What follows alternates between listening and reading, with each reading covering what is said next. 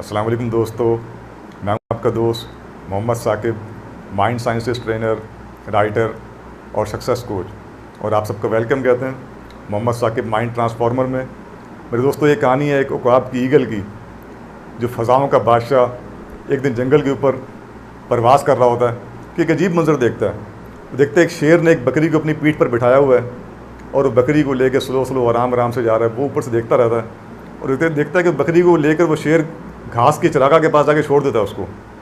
बड़ा हैरान होता है कि शेर और बकरी की दोस्ती समझ में नहीं आती। फिर शाम को आ रहा तो वो देखता है 2-3 घंटों के बाद कि दोबारा उस शेर ने उस बकरी को अपनी पीठ पर बिठाया हुआ है और वो दोबारा कैरी करके उसको जहाँ बकरी का घर होता है जंगल के अंदर, वहाँ छोड़ देता है। वो हैरत से देखते हैं लेकिन वो नज़रअंदाज कर देता है उसको। लेकिन अगले 2-3 महीने में यही मंजर बार बार देखता है वो। तो जसूस बहुत बढ़ता है उसका। एक दिन डाइव मारता है, नीचे आता है बकरी के पास और बकरी से हाल वाल लेता है और उससे पूछता है कि मैं 2-3 माह से मंजर देख रहा हूँ कि शेर आपको अपनी पीठ पर बिठाता है, वो आपको घास की चरागाह पर लेके जाता है, फिर वापस लेके आता है। तो शेर और बकरी की दोस्ती मेरे समझ में नहीं आई। वो शेर है, जंगल का बादशाह, आप उसकी रियाया हो, आप सब्ज़ी खोर हो, वो गोश्त खोर है। बेसिकली आप तो खुराक हो उसकी, उसको चाहिए कि खा ले आपको, लेकिन वो आपकी दोनों की दोस्ती मेरे समझ में नहीं आती। तो बकरी कहती है कि ए फ़ज़ाओं के बादशाह, दरअसल जब ये शेर बिल्कुल छोटा सा था, जब ये पैदा हुआ तो इसकी माँ शेरनी मर गई और शेर जब पैदा था तो बिल्कुल छोटा सा था, शिकार काबिल नहीं होता।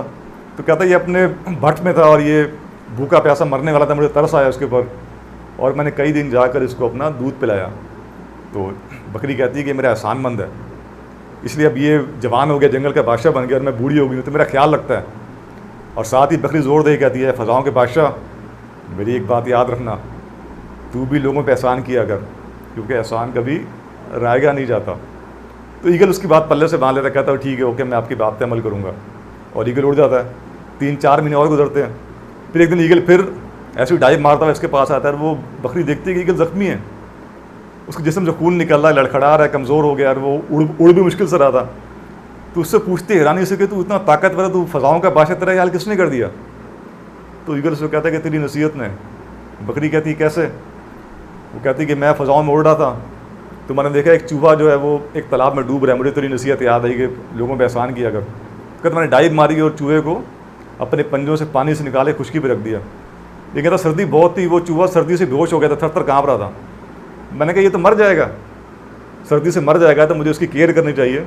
और मैंने उस चूहे को उठा के अपने परों के बीच में रख लिया ताकि मेरे परों की गर्मी से उसको राहत मिलेगी, होश में आ जाएगा। लेकिन कहता जब ये बदबख्त चूहा होश में आया तो उसने मेरे पर काटना शुरू कर दिया और जब तक मुझे होश आता ये मेरे पर काट के मुझे ज़ख्मी करके यहाँ से निकल के भाग गया और मैं ज़ख्मी हो गया, उड़ने के काबिल नहीं रहा। कई दिन मैं भूखा प्यासा रहा। जब मैं थोड़े पर दोबारा निकले तो मैं मुश्किल से शिकार करता हूँ अब, और अब मैं तेरे पास आया हूँ कि अब बकरी तूने मेरा ये क्या हाल किया?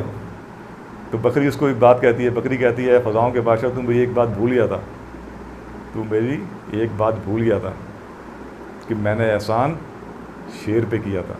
ये मेरे दोस्तों शेख सादी की कैद यहाँ ख़त्म होती है, लेकिन अब एक गहरा लेसन दे के जाती है कि हमने जो भी दोस्ती करनी है वो शेरों से करनी है। हमने दोस्ती करनी है ईगल्स के साथ, हमने पहचानना है लोगों को, हमने चूहों से बचाना है अपने आप को, एहसान फरामोश लोगों से दूर रहना है। सैयदना अली रज़ा ने क्या इरशाद फरमाया कि जिस पे एहसान करो, मफ़हूम उसका जिस पे एहसान करो उसके शर से बचो।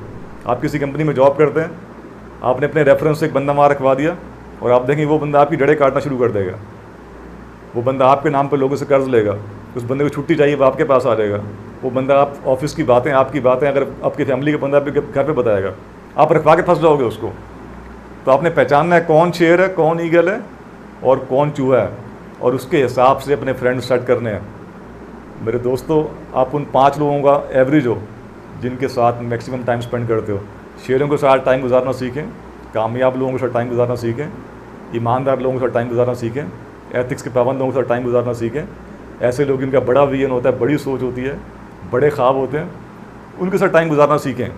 और कामयाब लोगों की कंपनी, कामयाब लोगों की सोबत जानने के लिए, ऐसी और स्टोरीज़ को जानने के लिए मेरे चैनल को सब्सक्राइब करें और बेल आइकॉन को प्रेस करें।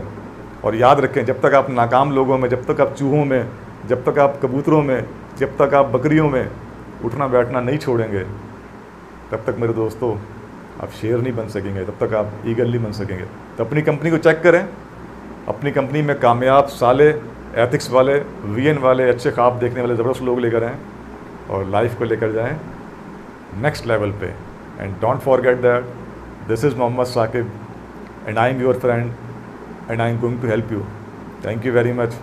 अल्लाह हाफिज़।